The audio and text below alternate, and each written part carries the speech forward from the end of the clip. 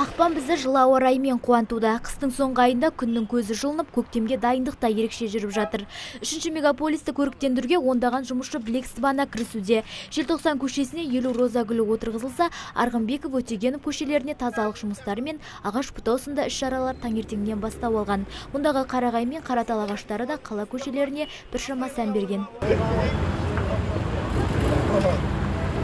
Қазір ЛТД тұрмыс жауапкершілігі шектеулі серіктестігінің барлық техникалары қаланы көгалдандыруға жұмылдырылып жатыр. Жұмысшы топ өз істерін бір айдың ішінде бітіруді жоспарлап отыр. Қазіргі ауа райы қаланы көгалдандыруға ыңғайлы болғандықтан мамандар жұмыстарын дәл уақытында жасап жатырмыз дейді. Қазір розагүлдің 5 түрі, яғни қызыл, жасыл, ақ, сары түстері егіліп жатыр. Қаланы абаттандыруға барынша үлес қосып жатырмыз. Бізде көгалдандыру бөлімінде қазір 81 жұмысшы және 5 техника бар. Қаланы көгалдандырумен қатар тазалық жұмыстарын да жүргізіп жатырмыз. Ал қала тұрғындары көктемнің келуін тағатсыздана күтуде. Себебі жуанның жіңішкеріп, жіңішкенің үзілер шағы барлық іске оңтайлы мезгіл екен. Қала тұрғындары дәл осы мезгілде көптен күткен қуанышты сәттің орындалатынын да жасырмады. Сидите, пусть будет рядом.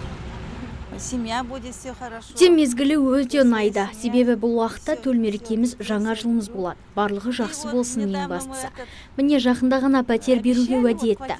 Құдай қаласа көктем мезгілінде аламыз. Қатты қуаныштымын. Жыл ауа райын барлығы жақсы көреді. Себебі қыс мезгілінде барлығы үйлерін жылыта алмайды. Сондықтан бәріне жыл мезгілі ұнайды деп ойлаймын.